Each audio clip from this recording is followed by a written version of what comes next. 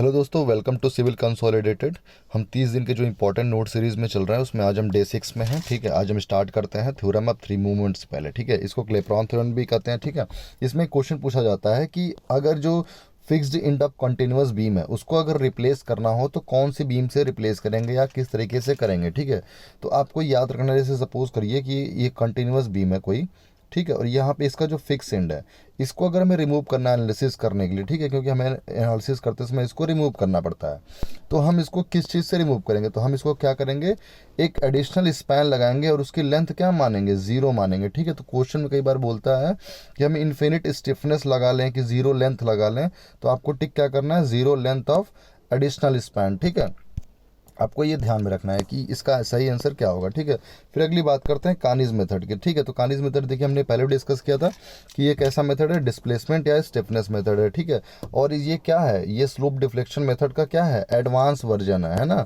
तो Kani's method क्या है, स्लोप डिफ्लेक्शन मेथड का एडवांस वर्जन है, और साथ के साथ क्या है, डिस्प्लेसमेंट या स्टिफनेस मेथड भी। ठीक है, इसका एक इंपॉर्टेंट पॉइंट मैंने और बताया था कि जो फ्रेम्स होते हैं, ठीक है, जैसे कंटेन ये मल्टीपल फ्रेम्स है, तो जो इसका बेस होता है, जो इसका फिक्स बेस होता है, यहाँ पे जो सम ऑफ रोटेशनल फैक्टर्स होते हैं उनकी वैल्यू क्या होती है, माइनस में 0.5। ठीक है, तो आपको ये ध्यान में रखना है कि एग्जाम में आ सकता है कि analysing frame with fix base the sum of rotational factor at joint is what, minus में नेगेटिव 0.5। ठीक है, तो आपको ध्यान में रखना है। ठीक है, फिर बात करते हैं शॉर्ट कॉलम की। ठीक है, तो देखिए शॉर्ट कॉलम की एक इंपॉर्टेंट प्रॉपर्टी होती है कि short column can support equal load in both compression and tension. ठीक है, तो अगर आपसे पूछे कि ऐसा वो कौन सा कॉलम है जो कंप्रेशन और टेंशन में इक्वल लोड सपोर्ट कर सकता है, उसको क्या कहेंगे, शॉर्ट कॉलम कहेंगे। ठीक है, तो आई थिंक आपको ये क्लियर हो रहा होगा। ठीक है, जो लोग इस नोट्स के पीडीएफ सर्च कर रहे हैं वो अब मेरे टेलीग्राम चैनल पे जाके सिविल कंसोलिडेटेड ज्वाइन करके फाइल सेक्शन में सर्च कर सकते हैं, राइट। फिर बात करते हैं अगला पॉइंट कि बिटुमन इमल्सन क्या होता है। ठीक है, देखिए बिटुमन को जब एक्वस मीडियम में हम रखते हैं या यूज़ करते हैं तो वो क्या होता है, बिटुमन इमल्सन कहलाता है। ठीक है, जैसे क्या है कि बिटुमन के छोटे छोटे ये मॉलिक्यूल्स या ड्रॉपलेट टाइप के होते हैं और एक्वस मीडियम में हम इसको रखते हैं। ठीक है, तो इसको क्या बोलते हैं, बिटुमन इमल्सन बोलते हैं। ठीक है, तो इसको प्राइम कोट की तरह इस्तेमाल नहीं किया जा सकता है। ठीक है, आपको ध्यान रखना है।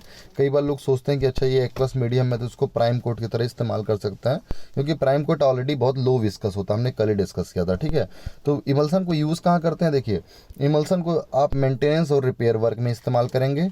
ठीक है, रेनी सीजन के लिए सबसे बेस्ट है, क्योंकि देखिए रेनी सीजन में ऑलरेडी वाटर आ रहा है, तो आप कोई क्वालिटी बिटुमन इस्तेमाल नहीं कर सकते हैं। इसके लिए स्पेसिफिक एक बिटुमन इमल्सन बनाया गया है जो आप रेनी सीजन में इस्तेमाल करिए। ठीक है, suits to patching work. Patching work जब भी हम करते हैं तो हम उसमें मोस्टली क्या यूज़ करते हैं, इमल्सन ही यूज़ करते हैं। ठीक है, क्योंकि जल्दी से काम भी हो जाता है और स्टेबल रहता है। ठीक है, फिर देखिए बहुत इंपॉर्टेंट मेथड है सीबीआर मेथड। हमने पहले ही बात किया हुआ है कि जो सीबीआर जीआई मेथड है वो कैसा मेथड है, इंपेरिकल मेथड है। ट्राई एक्सेल कैसा है, सेमी इंपेरिकल है। और बर्मिस्टर मेथड कैसा है, थ्योरेटिकल मेथड है। ठीक है, तो आपको क्या ध्यान रखना है कि ये किस पे बेस्ड है, स्ट्रेंथ पैरामीटर ऑफ सबग्रेड पे बेस्ड है। ठीक है, एंड सब्सिक्वेंट पेमेंट मटेरियल्स पे। ठीक है, तो आपको ध्यान रखना है कि ये सबग्रेड की स्ट्रेंथ पे बेस्ड मेथड है सीबीआर मेथड। ठीक है, और ये कैसा मेथड है, इंपेरिकल मेथड है। ठीक है, फिर अगले इसकी इंपॉर्टेंट पॉइंट कि इसमें बहुत सारे क्वेश्चन बनते हैं सीबीआर मेथड में, तो हम चलते हैं अगले पॉइंट पे तरफ। ठीक है, जो हमारा अगला चीज़ ये कहता है कि इसमें जो सैम्पलिंग की जाती है, मतलब जो इसका टेस्ट की जाता है, ठीक है, वो कैसे कैसे किया जाता है, तो आप उसके बारे में बता सकते हैं। ठीक है, जैसे क्या है कि ये कैसा टेस्ट है, इन सीटू टेस्ट है। ठीक है, ये रिमोल्डेड सॉइल पे किया जाता है। ठीक है, जो सैंपल होना चाहिए वो 4 दिन तक सोक्ड होना चाहिए पानी में, मतलब जो सैंपल जो एग्रीगेट्स पे जो हम टेस्ट करने वाले हैं उसको आपको 4 दिन तक भिगा के रखना है, उसके बाद ही उस पर टेस्ट करना है। ठीक है, जो टॉप की पेमेंट लेयर जो आप बनाएंगे ना, जो टेस्टिंग के लिए जो बनाएंगे, जो टॉप 50 सेंटीमीटर है वो 95 to 100% प्रॉक्टर डेंसिटी पे कॉम्पैक्ट होनी चाहिए, है ना। जो आप थ्योरेटिकल प्रॉक्टर डेंसिटी निकालते हो उसके 95-100% पे वो कॉम्पैक्ट होनी चाहिए, कौन सी, टॉप 50%, राइट। और सॉइल कैसी होनी चाहिए, रिमोल्डेड होना चाहिए। सैंपल कैसा होना चाहिए, 4 दिन तक सोक्ड होना चाहिए। ठीक है, और इस क्या करते हैं, मिनिमम 3 सैंपल तो हमें चाहिए ही चाहिए। ठीक है, मिनिमम 3 सैंपल चाहिए। इसकी जो एवरेज वैल्यू आती है वही क्या मानते हैं, सीबीआर वैल्यू मानते हैं। ठीक है, तो इसलिए क्या है, average of minimum 3 sample taken for final CBR value. ठीक है, अब इसमें क्या है कि कुछ कोड ने प्रोविज़न दे रखा है कि अगर वेरिएशन हो जाए तो कितना परमिशिबल वेरिएशन है सीबीआर वैल्यू में। ठीक है, तो देखिए अगर सीबीआर वैल्यू 0 से 10 है तो परमिशिबल वैल्यू कितनी हो सकती है 3% की। 10 से 30 है सीबीआर तो 5% का हो सकता है, और 30 से 60 है तो 10% का हो सकता है। ये एग्जाम में डायरेक्टली क्वेश्चन आ सकता है, इसलिए आप रिमेंबर रखें इसको।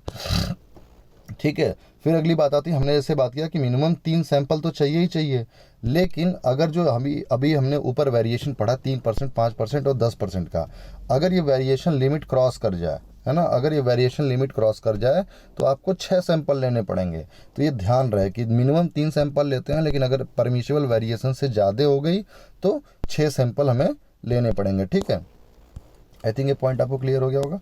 फिर अगली बात करते हैं पर्पज और मेथड ऑफ स्टडी। जो हाईवे में बहुत सारे इंस्ट्रूमेंट्स होते हैं, स्टडीज़ होती हैं, उसमें क्वेश्चन लोग कंफ्यूज करते हैं। देखिए स्पॉट स्पीड अगर हमें स्टडी करनी है तो हमें डॉपलर रडार मेथड यूज़ करना पड़ेगा। ठीक है, वो क्या करेगा, फट से स्पीड, स्पॉट स्पीड वो स्टडी कर लेगा, रीड कर लेगा। ठीक है, फिर अगर हमें ट्रैफिक वॉल्यूम रीड करना है तो हम क्या करते हैं, न्यूमेटिक ट्यूब का इस्तेमाल करते हैं। न्यूमेटिक ट्यूब सड़क पे बिछा देते हैं, उस पे से मतलब व्हीकल्स गुजरते रहते हैं, वो ऑटोमेटिक टाइप, कैटेगरी और लोड तीनों ही काउंट करता है, आपको अलग से कुछ नहीं करना पड़ता है। ठीक है, अगर हमें ओरिजिन एंड डेस्टिनेशन स्टडीज़ करनी तो ऑब्वियसली हमें लोगों से पूछना पड़ेगा, तो उसके लिए हमें क्या करना पड़ेगा, लोगों से बात करनी पड़ेगी, मतलब रोड साइड इंटरव्यू करना पड़ेगा। हमें पार्किंग स्टडी करनी कि यहाँ पे कितनी गाड़ियाँ पार्क होती हैं, तो उसका बहुत सिंपल मेथड, आप वहाँ पे कैमरा लगा दीजिए, आप दिन भर देख सकते हैं कितनी गाड़ियाँ खड़ी हुई हैं, कितनी आई गई हैं, आप काउंट कर सकते हैं। तो उसी को क्या बोलेंगे, वीडियो टेप मेथड, राइट। तो आई थिंक आपको ये चीज़ क्लियर हो गई। फिर अगली उससे इंपॉर्टेंट चीज़ है कि जो स्पीड स्टडी होती है, जो 3-4 टाइप की स्पीड स्टडी हमने पढ़ी है, उसका पर्पज क्या होता है। ठीक है, तो आपको याद रखना है कि जो स्पेस मीन स्पीड है, ठीक है, स्पेस मीन स्पीड का मतलब क्या है कि एक पूरे लेंथ में कितनी स्पीड आ रही है जनरली हर व्हीकल्स की। तो इससे क्या पता चल रहा है कि ट्रैफिक फ्लो कितना है। भाई 1 किलोमीटर 10 किलोमीटर के लेंथ में जितनी ही व्हीकल की स्पीड ज़्यादा होगी, मतलब उतना ही फ्लो कम हो है ट्रैफिक का, तो उसी हिसाब से स्पीड का पता चल जाएगा हमें। फिर हम बात करेंगे जर्नी स्पीड की। ठीक है, अब देखिए जर्नी स्पीड में हमें क्या पता चलता है कि कितना डिले हो रहा है ना। जर्नी स्पीड में आपको ध्यान रखना है कि जर्नी स्पीड में आपकी रनिंग स्पीड भी होती है और डिले स्पीड, दोनों ही जोड़ के क्या होती है, जर्नी स्पीड आती है। ठीक है, इसमें इंक्लूडेड रहता है। तो इससे हमें क्या पता चलता है, डिले पता चलता है। ठीक है, फिर अगर हमें रनिंग स्पीड निकालनी है तो हम क्या करेंगे, जो जर्नी टाइम पे है ना, जो टोटल जर्नी पीरियड लगा है उसमें से डिले निकाल देंगे, तो हमें क्या सिर्फ बचेगा, रनिंग बचेगा, मतलब कि हमने केवल गाड़ी लगातार चलाया है, वो स्पीड हमें मिल जाएगी। तो अगर वो स्पीड भी कम आ रही है तो इसका मतलब क्या है कि रोड की कंडीशन अच्छी नहीं है, रोड की कंडीशन बहुत ही ख़राब है, तभी तो केवल रनिंग स्पीड ही कम आ रही है। जर्नी स्पीड कम आ सकती है क्योंकि उसमें डिले इंक्लूडेड होता है। डिले ज़्यादा हो रहा है तो उसके 2 कारण हो सकते हैं, या तो ट्रैफिक फ्लो बहुत ज़्यादा है या फिर सड़क बहुत ख़राब है। ठीक है, तो यहाँ पे हम समझ रहे हैं कि सड़क अगर बहुत ज़्यादा ख़राब है तो रनिंग स्पीड भी हमारी क्या आएगी, कम आएगी। ठीक है, फिर अगली बात है कि स्पॉट स्पीड स्पॉट स्पीड की रिक्वायरमेंट क्यों होती है स्टडी करने की, तो हमें रेगुलेटरी मेजर लेना पड़ता है। सपोज करिए कि यहाँ पे कहीं इंटरसेक्शन है, यहाँ पे ऐसे चौराहा बना हुआ है, ठीक है, और गाड़ियाँ आ रही हैं बराबर फुल स्पीड में यहाँ पे जा रही हैं, तो यहाँ पे क्या होगा, एक्सीडेंट होने के चांसेस प्रोबेबल होंगे। तो यहाँ पे हम क्या करेंगे, रेगुलेटरी मेजर लगा देंगे। रेगुलेटरी मेजर क्या हो सकता है, यहाँ पे स्पीड ब्रेकर्स बना दें, है ना, यहाँ पे स्टॉप का साइन लगाएंगे, स्पीड कंट्रोल का साइन लगाएंगे, स्पीड लिमिट का, कि भाई एक्सीडेंट प्रोन एरिया है, स्पीड लिमिट करिए, है ना, इस टाइप के। तो इससे क्या बोलते हैं, ये रेगुलेटरी मेजर करते हैं। ठीक है, आप उसको वायलेट करेंगे तो फाइन पे करेंगे। ठीक, तो आपको ध्यान रहेगा space mean speed full flow के लिए, जर्नी स्पीड किसके लिए हम करेंगे, डेली स्टडीज़ के लिए, रनिंग स्पीड किसके लिए करेंगे, रोड कंडीशन के लिए, स्पॉट स्टडी किसके लिए करेंगे, रेगुलेटरी मेजर के लिए, राइट। फिर अगली बात है कि जो फिटिंग्स करते हैं पाइप में, वो उसका पर्पस क्या होता है और लोकेशन क्या होता है। ठीक है, जैसे सॉइल पाइप है तो आपको पता है वाटर क्लोजेट में लगाते हैं, इंटरसेप्टिंग ट्रैक है तो ये ड्रेनेज में लगाते हैं। ठीक है, ये क्या करता है, हाउस ड्रेनेज और सीवर ड्रेनेज को अलग करता है, वाटर सील से टाइट करता है और वहाँ से बैक फ्लो को रोकता है। ठीक है, फिर पी ट्रैप की बात करें तो वॉश बेसिन में लगाते हैं, काउल आपको पता है वेंटिलेशन के लिए इस्तेमाल करते हैं। ठीक है, तो ये इजी पार्ट था। फिर अगली पार्ट करें सेमी सर्कल और सॉलिड हेमिस्फेयर जो होता है उसके सेंटर ऑफ ग्रेविटी की। तो अगर हेमिस्फेयर है तो 3r/8 हो जाएगा, राइट, और अगर सेमी सर्कल है तो क्या हो जाएगा 4r/3π। ठीक है, तो आप डायरेक्टली इन सब वैल्यूज़ को याद रख सकते हैं। फिर हम चलते हैं अपने अगले पॉइंट की तरफ। ठीक है, 1 मिनट, हाँ, फिर हमारा जो अगला पॉइंट है कि आउटलेट। ठीक है, हम आउटलेट के बारे में बात करेंगे। ये आउटलेट कौन कौन से होते हैं, तो आपको पता है कि आउटलेट 3 टाइप के होते हैं, नॉन मॉड्यूलर हो सकता है, फ्लेक्सिबल हो सकता है और मॉड्यूलर हो सकता है। नॉन मॉड्यूलर का मतलब क्या है कि वो दोनों के ही वाटर डिफरेंस पे क्या करेगा, मतलब डिस्ट्रीब्यूटरी और जो वाटर चैनल है दोनों के ही उसमें वेरिएशन होगा, तो उसमें क्या होगा, डिस्चार्ज वेरी कर जाएगा। तो ये ऐसे कौन कौन से एग्जांपल हो सकते हैं, open sluice, drowned, submerged, outlet. ठीक है, तो आपको याद रखना है कि जो डूबे हुए ड्राउंड और सबमर्ज्ड होते हैं वो जैसे ही डिस्ट्रीब्यूटरी में हो जाए, चाहे चैनल में कम हो जाए वाटर लेवल, तो उस पर क्या होता है, उसका डिस्चार्ज वेरी कर जाता है। इसीलिए इसको क्या बोलते हैं, नॉन मॉड्यूलर है ना, बहुत जल्दी चेंज हो रहा है, नॉन मॉड्यूलर। ठीक है, फिर अगली बात करेंगे सेमी मॉड्यूलर या फ्लेक्सिबल की। ठीक है, तो ये क्या करेंगे, सिर्फ डिस्ट्रीब्यूटरी में जो वाटर लेवल जो वेरी करेगा सिर्फ उस पर डिपेंड करेंगे। तो इसका क्या हो सकता है, देखिए जैसे जो जो चैनल में डूबा ही ना हो, मतलब जो चैनल में फ्री फ्लो कर रहा होगा ना, जो डिस्चार्ज कर रहा होगा, वही क्या हो सकता है, सेमी मॉड्यूलर हो सकता है। तो इसका मतलब क्या है, ओपन फ्लूम, वेंचुरी, कैनेडी, ये सब क्या है, सेमी मॉड्यूलर के एग्जाम्पल हैं। ठीक है, फिर बात करें मॉड्यूलर फ्रेम की, तो मॉड्यूलर का मतलब है कि दोनों में से किसी के भी डिस्चार्ज पे वो डिपेंड ना करें, दोनों में से कोई भी डेप्थ आती रहे वो अपना डिस्चार्ज मेंटेन रखेगा। तो ऐसा कौन सा मॉड्यूल है, मेसनरी कम ओरिफिस मॉड्यूल है और जिप्स मॉड्यूल है। ठीक है, तो आपको याद रखना है। ठीक, फिर हमारा अगला पॉइंट है टाइप्स ऑफ रिवर। ठीक है, तो हम देखिए रिवर की बात कर लेते हैं, रिवर बहुत सारे आते हैं एग्जाम में। ठीक है, तो सबसे पहले बात करेंगे एग्रेडिंग रिवर। ठीक है, तो एग्रेडिंग रिवर को देखिए क्या बोलते हैं, सिल्टिंग रिवर्स। ठीक है, सिल्टिंग रिवर का मतलब क्या है, ये अपना स्लोप क्या कर रही है, बिल्ड कर रही है। ठीक है, मतलब स्लोप को बढ़ा रही है, मतलब जैसे पहले मान लीजिए स्लोप ऐसे था, अब इसने सिल्टिंग कर करके स्लोप को ऐसे कर लिया, राइट। तो ये सोचिए ऐसा क्यों कर रही होगी, इसके पास ऐसा करने के कई कारण हो सकते हैं, या तो इसमें सेडिमेंट ज़्यादा आ रहा हो, या तो इसको सेडिमेंट को मेंटेन करने के लिए वेलोसिटी ना हो, है ना, या फिर कोई ऑब्स्ट्रक्शन आ गया हो। तो ये चीज़ें हो सकती हैं जिसकी वजह से क्या कर रही हो, वो सिल्टिंग कर रही हो, है ना। तो आपको ये चीज़ ध्यान में रखनी है कि कोई भी रिवर सिल्टिंग कब करती है, वो सिल्टिंग करती है जब उसमें हैवी सेडिमेंट लोड हो, कोई डैम या वियर बन गया हो, या फिर कहीं से सडन सेडिमेंट उसमें ज़्यादा आ गया हो, जैसे कोई डिस्ट्रीब्यूटरी उसमें ऐड हो गई उस जो ज़्यादा सेडिमेंट लोड लेके आ रही है, तो क्या करेगी, उसमें सेडिमेंट की क्वांटिटी बढ़ जाएगी, तो सेडिमेंट उतना कैरी नहीं कर पाएगी रिवर, तो क्या करेगी, सिल्टिंग करेगी, तो स्लोप उसका बढ़ेगा। ठीक है, तो ऐसी नदियाँ कहाँ मिल सकती हैं आपको, अपस्ट्रीम ऑफ डैम मिल सकती हैं, राइट। तो आपको ये ध्यान रखना है। फिर जो अगली टाइप ऑफ रिवर है डिग्रेडिंग रिवर। ठीक है, तो जैसे एग्रेडिंग का काम था, ठीक उसके अपोजिट क्या करेगी, डिग्रेडिंग करेगी।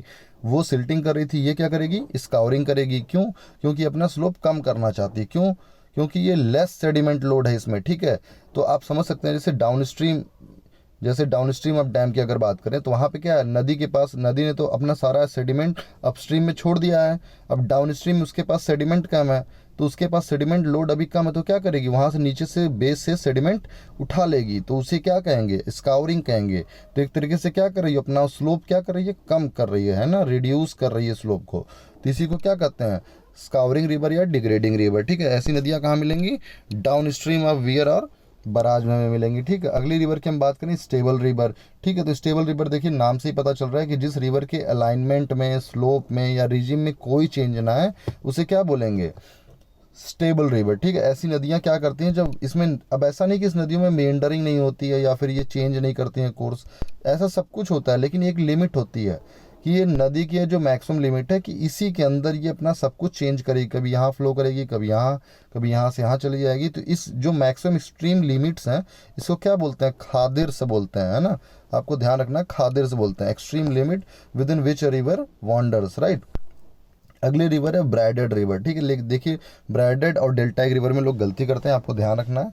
जो ब्रैडेड रिवर होती है, जो जब कोई भी नदी दो या दो से ज़्यादा उस चैनल में फ्लो करने लगे, लेकिन ये जरूरी है कि ये अराउंड एलुवियल आइलैंड्स बना रही है। मतलब क्या है कि उसने आइलैंड्स बनाया और फिर उसको पूरा कवर करके निकल गई ये नदी, है ना। जैसे आप संगम में आएंगे, इलाहाबाद आएंगे, तो वहाँ पे आप देखेंगे कि गंगा नदी में बहुत सारे चैनल बने हुए हैं छोटे छोटे। तो क्या कर रही है, एलुवियल डिपॉजिट्स कर रही है, सेडिमेंट्स को अपना डिपॉजिट कर देते हैं और उसके किनारे किनारे से पानी से फ्लो करके फिर से चला जाता है आगे, राइट। तो इसको क्या बोलते हैं, ब्रैडेड रिवर बोलते हैं कई बार। ठीक है, तो ये क्या है, due to local deposition of coarse material, right, can not be transported under prevailing condition, तभी तो डिपोजिशन कर रही है ना। फिर अगली बात करें डेल्टाइक रिवर्स की, तो देखिए जब ये डेल्टाइक रिवर कहाँ फॉर्म होती हैं, जब नदियाँ जब सी को ज्वाइन करने जाती हैं तो उसके पहले मल्टीपल ब्रांचेस निकल जाती हैं, तो इसी को क्या बोलते हैं, डेल्टाइक रिवर्स बोलते हैं। ऐसा क्यों होता है, देखिए वेलोसिटी अब जो अप्रोच होती है ना सी की, मतलब जो नदी जा रही है वेलोसिटी ऑफ अप्रोच उसकी कम हो जाती है। ठीक है, फिर क्या होता है, जैसे ही उसका वेलोसिटी ऑफ अप्रोच कम होगा तो क्या हो जाएगा, सिल्टिंग होने लगेगी। अब जब सिल्टिंग होगी तो क्या होगा, यहाँ पे तो सेडिमेंट आने लगे, तो यहाँ पे वाटर लेवल क्या करेगा, राइज करेगा। तो जब वाटर लेवल राइज करेगा तो ऑब्वियसली वो स्पिल आउट करेगा दूसरी तरफ, है ना, क्योंकि देखिए कैसे स्पिल आउट करेगा, यहाँ पे तो सेडिमेंट मान लीजिए आ गए, अब यहाँ पे वाटर लेवल जैसे जैसे ऊपर जाएगा तो वाटर लेवल इस साइड और इस साइड स्पिल करेगा, है ना, तो यहाँ दूसरे चैनल बनाएगा, यहाँ पे दूसरे चैनल्स बनाएगा, तो इसी को क्या बोलते हैं, फॉर्मेशन ऑफ डेल्टा बोलते हैं, ठीक है, तो आपको ध्यान रखना है। फिर जो अगली रिवर आती है हमारी टाइडल रिवर, ठीक है, देखिए टाइडल रिवर हमेशा पेरेनियल भी हो सकती है या किसी सीजनल भी हो सकती है। तो जो नदियाँ जैसे मान लीजिए यहाँ पे ओशियन में मिल रही हैं, राइट, तो अब ओशियन में तो आपको पता है कि लो टाइड और हाई टाइड आता रहता है, तो हाई टाइड के दौरान क्या होता है कि पानी वापस से नदी में आने लगता है, तो ये जो नदी में वापस पानी आता है इसी को क्या बोलते हैं, टाइडल रिवर बोलते हैं, ठीक है। फिर वो जब लो टाइड होगा तो ये पानी वापस से चला जाएगा, ठीक है। तो आपको ध्यान रखना है कि ये जो पानी आएगा ऐसा नहीं कि नदी की पूरी लेंथ में इफेक्ट करेगा, केवल जो टेल रीच है, टेल रीच का मतलब क्या है कि जो रीच ओशियन से जुड़ी हुई है उतने को ही अफेक्ट करता है, ठीक है। तो इसी तरीके से इसको क्या बोलते हैं, टाइडल रिवर बोलते हैं, ठीक है। फिर क्या है कि डिग्री ऑफ कर्व की अगर हम बात करें तो देखिए डिग्री ऑफ कर्व का आप डायरेक्टली फार्मूला इस्तेमाल कर सकते हैं। अगर 20 मीटर की चेन है तो 1150/r इस्तेमाल करिए, 30 मीटर की चेन है तो 1720/r, और अगर आपसे एग्जैक्ट पूछ दे कि 1750/r है तो कितने मीटर की चेन हमने इस्तेमाल की होगी, तो 30.48 मीटर की चेन अगर आप इस्तेमाल करें तो एग्जैक्टली 1750 आएगा वैल्यू, ठीक है। तो आपको ध्यान रखना है, ये दोनों वैल्यू आप याद रखिए, ठीक है। फिर अगली बात करते हैं कि काउची नंबर क्या होता है। देखिए काउची नंबर का क्वेश्चन एग्जाम में ऐसे वैसे आ जाता है, कोई इंपॉर्टेंट नहीं है लेकिन फिर भी याद रखने की ज़रूरत है, इजी है। काउची नंबर क्या होता है, मैक नंबर का होल स्क्वायर होता है, ठीक है। और मैक नंबर क्या होता है, velocity of light sound upon c, ठीक है। सी क्या है, स्पीड ऑफ साउंड, ठीक है, ये जो मीडियम में है, ठीक है। तो आप ऐसे कर सकते हैं। फिर क्या है, सी क्या है, √k/ρ, इसको और भी हम कहीं पढ़ते हैं, ओपन चैनल फ्लो में पढ़ते हैं और फ्लूइड मैकेनिक्स में भी पढ़ते हैं, ठीक है। तो आप वेलोसिटी ऑफ वेव्स के हिसाब से इसको देख सकते हैं, ठीक। फिर अगला पॉइंट हमारा पैंटाग्राफ का है, ठीक है, कि पैंटाग्राफ क्या करता है। ये जैसे मान लीजिए कोई प्लान है ना, इसको हमें इनलार्ज करना है, जैसे जूम इन जूम आउट हम गूगल मैप में करते हैं, तो उसी तरीके से एग्जिस्टिंग प्लान में अगर हमें जूम इन जूम आउट करना है तो हम कौन सा इंस्ट्रूमेंट यूज़ करते हैं, पैंटाग्राफ यूज़ करते हैं, राइट। तो ये क्या करता है, इनलार्ज या रिड्यूसेस द प्लान, और इसका प्रिंसिपल क्या होता है, ये पैरेललोग्राम के प्रिंसिपल पे वर्क करता है, ये आपको ध्यान रखना है।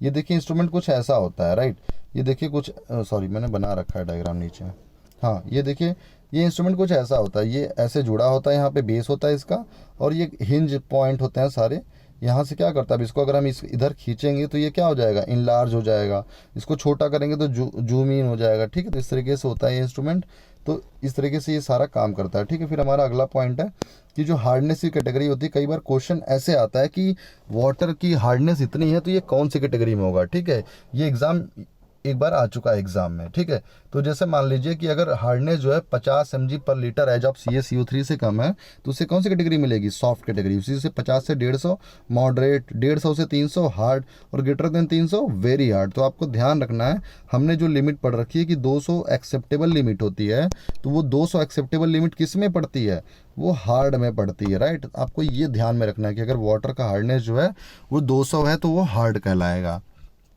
ठीक। फिर अगला पॉइंट पे हम चलते हैं कि जो ट्रैवर्सिंग डायरेक्शन होता है और इंक्लूडेड एंगल कौन सा कैलकुलेट होगा, ठीक है। जैसे मान लीजिए कि एक स्टेशन हमारा ये है, एक स्टेशन ये है, एक स्टेशन ये और ये, ठीक है। हम मान लो कि ऐसे क्लॉकवाइज चले, ठीक, हमने ऐसे क्लॉकवाइज सारा ट्रैवर्सिंग कर लिया, तो अब जो इंक्लूडेड एंगल हम कैलकुलेट करेंगे वो हमारा एक्सटीरियर एंगल कैलकुलेट होगा। ये आपको ध्यान रखना है कि अगर क्लॉकवाइज डायरेक्शन चल रहा है तो एक्सटर्नल एंगल कैलकुलेट होते हैं, ठीक है। और अगर उसी का जस्ट अपोजिट कर दें, अगर एंटी क्लॉकवाइज ट्रैवर्सिंग करेंगे तो इंक्लूडेड एंगल कौन सा कैलकुलेट होगा, इंटरनल एंगल कैलकुलेट होगा, राइट, मतलब ये वाला एंगल कैलकुलेट होगा।